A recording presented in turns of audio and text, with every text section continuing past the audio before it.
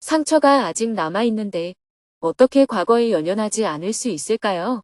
2025년 9월 8일 유럽 순회 강연 런던. 안녕하세요. 오늘은 2025년 법륜 스님의 유럽 순회 강연 중 첫 강연이 영국 런던에서 열리는 날입니다. 어젯밤 10시 25분에 인천공항을 출발한 비행기는 현지 시각으로 오전 7시 15분에 암스테르담 공항을 경유한 후 7시 40분에 런던 히드로 공항에 착륙했습니다. 스님은 밤새 비행기 안에서 쪽잠을 잤습니다. 수화물을 찾고 오전 8시가 넘어서 공항을 나왔습니다. 런던 정토회 회원들이 마중을 나와 스님을 반갑게 환영해 주었습니다. 공항을 나와 곧바로 숙소로 이동했습니다. 런던 시내에서 지하철 노조 파업이 있어서 교통이 엄청 막혔습니다. 공항에서 숙소까지 2시간 50분이 걸렸습니다. 원래 오후 2시에 스님의 책을 영국에서 출판한 출판사와 미팅이 잡혀 있었는데 오후 4시로 연기를 했습니다. 오늘 스님이 머물 숙소는 런던 정토회 회원인 김누리님의 댁입니다. 숙소에 짐을 풀자 런던 정토회 회원들이 스님에게 삼배로 인사를 했습니다. 반갑습니다. 잘 지내셨습니까? 강연 준비 상황을 보고받고 서둘러 점심 식사를 하고 출판사로 이동했습니다. 영국의 대표적인 출판사들이 입주해 있는 카멜라이트 하우스에서 오후 4시부터 출판사와 미팅을 시작했습니다. 출판사 담당 직원인 에밀리님과 스님의 책에 대해서 1시간 동안 대화를 나눈 후 템즈강이 내려다 보이는 건물 옥상으로 올라가서 담소를 더 나누었습니다. 출판사와 가까운 지역에 강연장이 있어서 곧바로 강연장으로 향했습니다. 오늘 강연이 열리는 곳은 세인트 존 워털루 교회입니다. 1820년대에 지어진 그리스 리바이벌 양식의 교회 건물로 현재는 예배와 함께 문화, 예술 행사가 열리는 역사적 공간입니다. 오늘은 법륜 스님의 증문즉설 강연이 이곳에서 열렸습니다. 스님은 강연장에 도착하여 곳곳에서 역할을 맡아 일하고 있는 봉사자들과 반갑게 인사를 나누었습니다. 저녁 7시에 런던 증문즉설 강연을 시작했습니다. 250여 명이 참석한 가운데 스님이 모습을 보이자 뜨거운 환호와 박수가 쏟아졌습니다. 먼저 스님이 웃으며 인사말을 했습니다. 런던의 날씨가 참 좋네요. 네, 어제까지만 해도 한국은 여전히 더웠습니다. 기온이 33도까지 올라가서 여름 날씨 같았어요. 게다가 올해 여름에는 곳곳에 폭우가 쏟아져서 홍수 피해도 많았고 강릉은 사상 유례 없는 가뭄으로 식수 공급조차 어려운 상황입니다. 기후변화로 인한 피해가 매우 심각한 것 같습니다. 제가 런던에 오면서 이야기를 들어보니 런던 사람들은 기후변화가 영국의 날씨를 더 좋게 만든다며 웃는다고 하네요. 여러분도 그런 이야기를 들어보셨어요? 네. 이곳에 와서 보니 기후변화로 인해 해양성 기후임에도 불구하고 습하지 않게 느껴집니다. 마치 지중해의 날씨처럼 맑고 건조한 느낌이에요. 지구 전체의 기후가 변화하는 것이니 나쁜 지역이 있으면 좋은 지역도 있겠지요. 시베리아는 앞으로 농경지로 개발될지도 모르겠습니다. 소비 중독이 불러온 기후위기. 우리는 왜 멈추지 못할까요? 지구 전체적으로 보면 기후변화는 식생의 변화를 불러오고 이는 여러 생물종의 소멸이나 이동을 가져오게 됩니다. 현재의 기후 조건에서 가장 우월하게 살아가는 종은 우리 인간입니다. 그래서 기후변화는 인류에게 큰 위협이 된다고 볼 수 있습니다. 그렇다고 기후변화가 곧 지구의 종말을 뜻하지는 않습니다. 인간종이 없어진다고 해서 지구가 종말하는 것은 아니니까요. 여러 위험 신호가 나타나고 있지만 우리는 소비를 멈추지 못하고 있습니다. 소비는 마약과도 비슷합니다. 한번 중독되면 끊기가 굉장히 어렵습니다. 여러분들도 아마 느끼고 있을 겁니다. 걷다가 자전거를 타면 다시 걷게 되기가 어렵고 자전거를 타다가 오토바이를 타면 다시 자전거를 타기 어렵습니다. 오토바이를 타다가 자동차를 타게 되면 다시 오토바이를 타고 다니기는 힘들지요. 편하고 빠르게 사는데 익숙해지면 다시 되돌아가기가 매우 어렵습니다. 죽음이라는 막다른 골목에 이르러서야 비로소 정신을 차리게 됩니다. 담배를 피우는 사람도 시커멓게 변한 폐 사진을 보여주며 죽음의 위험이 있다고 말해야 담배를 끊습니다. 그렇게 직접적으로 보기 전까지는 몸에 안 좋다는 것을 알면서도 끊었다, 피웠다, 계속 반복하는 겁니다. 마약이 가장 중독성이 강하다고 하지만 제가 볼 때는 소비의 중독성이 가장 심각한 것 같습니다. 많이 생산하고 많이 소비하는 것이 잘 사는 것이다 하는 가치관이 형성되다 보니 과소비가 나쁘다고 생각하지 않고 오히려 부러워합니다. 그래서 고치기가 어려운 것입니다. 술이나 담배는 건강에 해롭다는 것을 알고도 끊지 못하는데 소비는 오히려 좋은 것으로 알고 부러움의 대상이 되니 멈추기가 더 어렵습니다. 기후위기 시대 부유층의 과소비는 중범죄입니다. 기후변화의 측면에서 보면 과소비를 일삼는 부유층은 일종의 중범죄자라고 할 수 있습니다. 물론 부유층이라고 해서 반드시 소비를 많이 한다고 말할 수는 없습니다. 소유와 소비는 조금 다르니까요. 재산이 많아도 검소하게 사는 사람도 있습니다. 그러나 평균적으로 볼 때 소비가 많은 부유층은 기후위기 시대의 인류를 위기에 빠뜨리는 가장 큰 중범죄인이라고 할 수 있습니다. 그런데도 여러분들은 그런 사람들을 부러워하지 않습니까? 그래서 이 문제는 개선되기가 어려울 것 같아요. 인류가 어느 순간 죽음의 위기에 도달하면 변화가 있을지 모르겠지만 현재로서는 기후위기의 징조가 많이 보이긴 하지만 인간의 소비는 더 확대되고 있습니다. 왜냐하면 기후위기가 당장 생존을 위협할 수준은 아니기 때문입니다. 지금 런던에서는 오히려 살기 좋아졌다고 하지 않습니까? 이런 상황이라면 기후위기 문제가 해결되기는 좀 어려울 것이라고 생각합니다. 스님은 청중의 얼굴이 잘 보이지 않는다며 무릎 관절이 안 좋음에도 불구하고 2시간 동안 서서 강연을 했습니다. 사전에 5명이 질문을 신청하여 대화를 나누었고 이어서 현장에서 2명이 손을 들고 스님에게 질문했습니다. 그중 1명은 과거 상처의 기억이 쉽게 사라지지 않아 억울한 마음이 남는데도 주변에서는 과거에 연연하지 말라는 말을 들어 혼란스럽다며 과거에 연연하지 말라는 가르침을 일상에서 어떻게 실천할 수 있을지 스님에게 조언을 구했습니다. 상처가 아직 남아있는데 어떻게 과거에 연연하지 않을 수 있을까요? 스님의 법문 중에 과거에 연연하지 말라는 말씀을 참 좋아합니다. 그런데 막상 일상생활에서 실천하려고 하면 잘 받아들여지지 않는 부분이 있어서 질문드립니다. 예를 들어 피해자와 가해자로 나누어 생각해보면 피해자는 과거 상처의 기억이 마음속에서 완전히 사라지지 않고 앙금이 남아있습니다. 그런데 주변 사람들, 가까운 친구들, 심지어 가해자까지도 모두 과거에 왜 그렇게 연연하느냐? 신경 쓰지 말라고 하면 피해자로서는 억울한 마음이 듭니다. 왜냐하면 피해자의 상처는 아직 남아있는데 과거에 연연하지 말라는 말은 아무 조치도 취하지 말라는 것처럼 느껴지기 때문입니다. 저는 과거에 연연하지 말라는 말씀을 제대로 알고 실천하고 싶은데 잘 되지 않습니다. 어떻게 하면 좋을까요? 그렇다면 질문자에게는 과거에 연연하라 하고 가르쳐 드리겠습니다. 앞으로 과거에 연연하라 하고 외우면서 노력해 보세요. 과거에 연연하지 말라는 것이 받아들여지지 않으면 과거에 연연하면 됩니다. 이것을 놓아라 하니까 이것을 어떻게 놓습니까? 안 놓아집니다. 라고 되묻습니다. 이럴 때는 그럼 그냥 들고 있어라 하고 말해주는 것과 같은 이치입니다. 얼마나 쉽습니까? 이와 마찬가지로 질문자에게 과거에 연연하라 하고 말씀드리는 겁니다. 제 질문은 과거에 연연하지 않기 위해 어떻게 실천해야 하느냐는 것입니다. 물론 과거에 연연하는 것은 쉬운데 그러면 고통이 따른다는 걸 경험으로 알기 때문에 연연하지 않을 방법을 묻는 것입니다.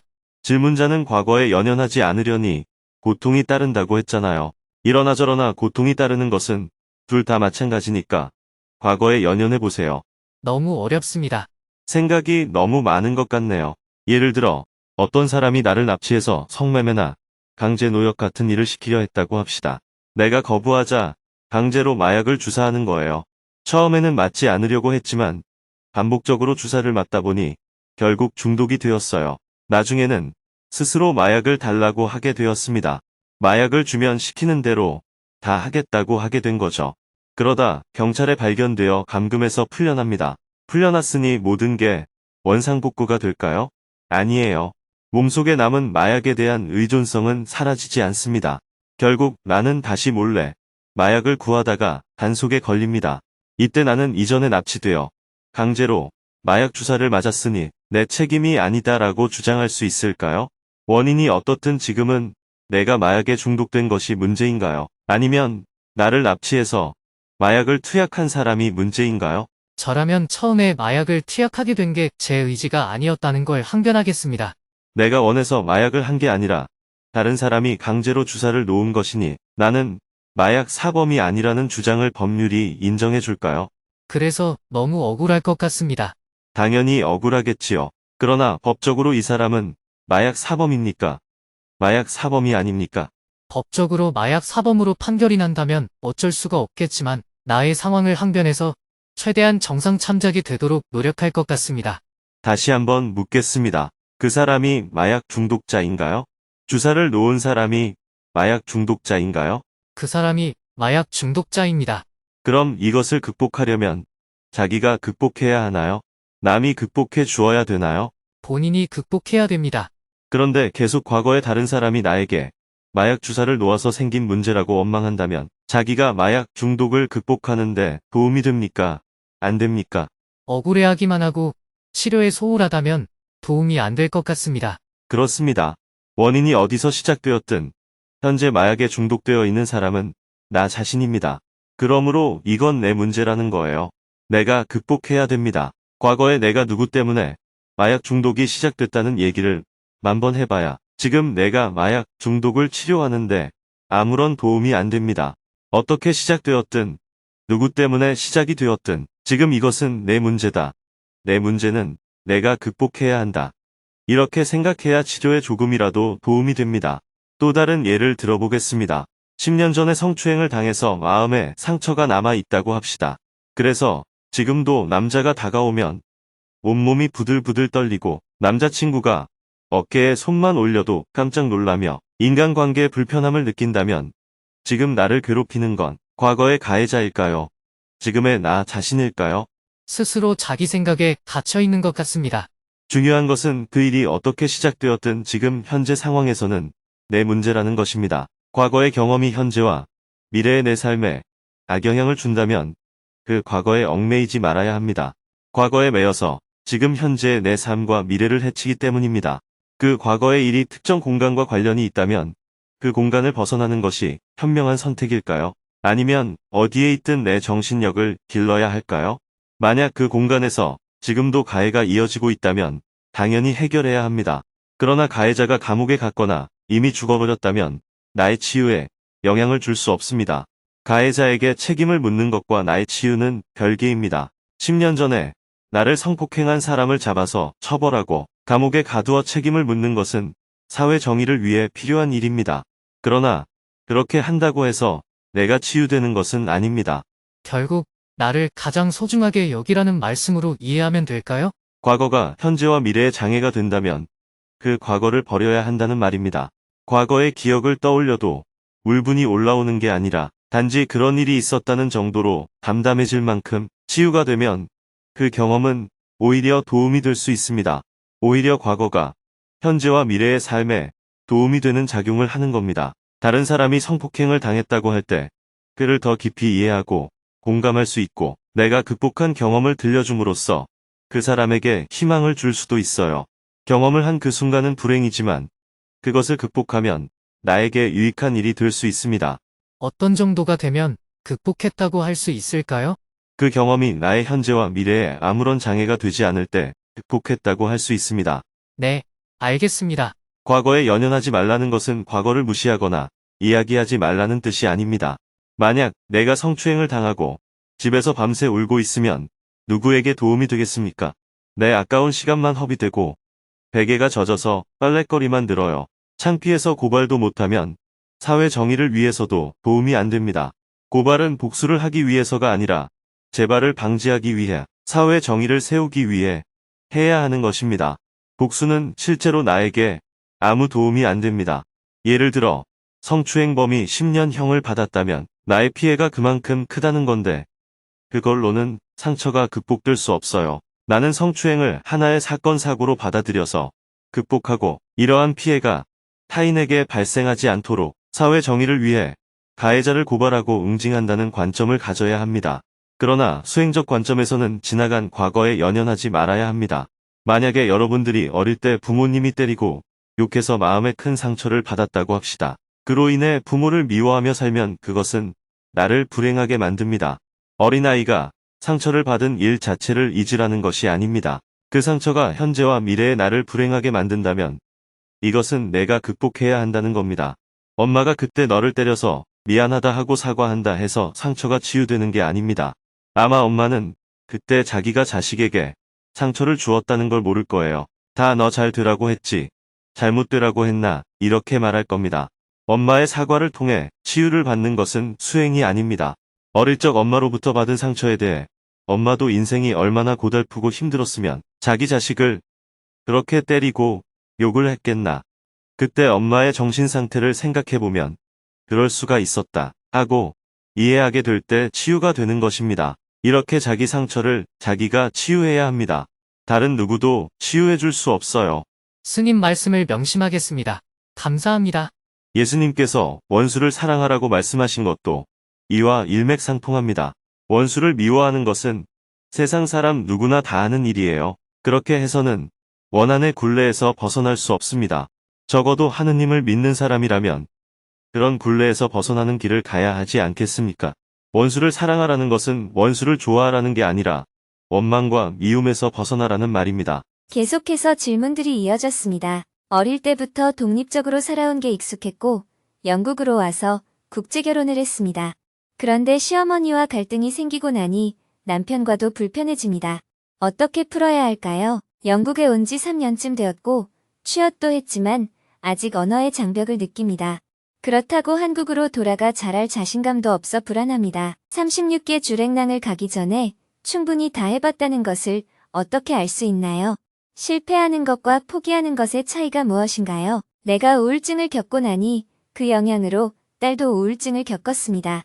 이런 죄책감과 걱정을 어떻게 다스려야 할까요? 아내가 말기암 판정을 받고 나니 앞으로 어린 자식들과 어떻게 살아가야 할지 막막합니다. 죽음이 두렵습니다. 스님도 죽음이 두렵나요?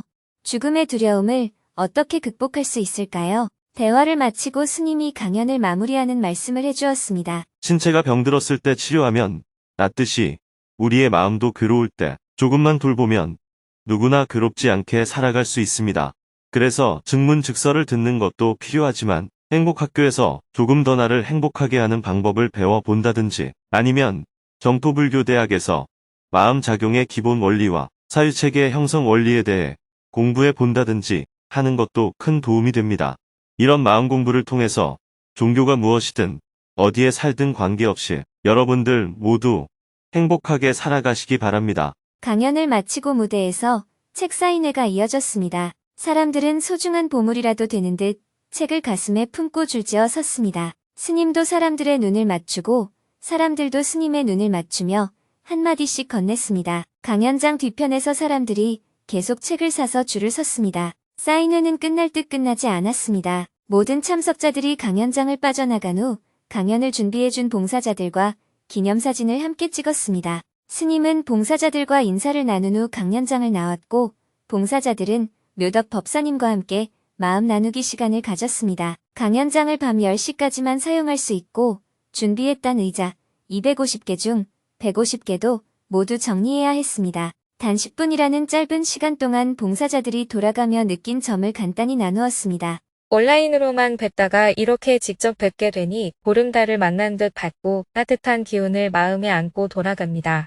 몸이 힘들어 잠시 누웠는데 스님은 끝까지 서서 강연하시는 모습을 보고 제 나약함과 스님의 강인함을 다시금 깨달았습니다. 백지장도 맞들면 낫다는 말처럼 함께 나누어하니 하나도 힘들지 않았습니다. 처음 참가한 봉사자와 경험 있는 봉사자 모두 함께한 시간에 대한 감사한 마음을 많이 이야기해 주었습니다. 숙소로 다시 돌아오니 밤 10시가 되었습니다. 스님은 숙소와 식사를 준비해준 김누리님과 아담님 부부, 런던 강연을 총괄한 전현미님과 유럽 강연, 전체 총괄 추이숙님에게 감사의 마음을 담아 스님의 책을 선물했습니다. 스님은 원고 교정과 몇 가지 업무들을 처리한 후 하루 일과를 마무리했습니다. 유럽에서의 첫 번째 강연을 무사히 마쳤습니다. 내일은 새벽 4시에 일어나 기차를 타고 프랑스 파리로 이동합니다. 오후에는 현지인들을 위해 불어 통역으로 증문즉설 강연을 하고 저녁에는 한국 교민들을 위해 유럽 순회 두 번째 강연을 이어갈 예정입니다.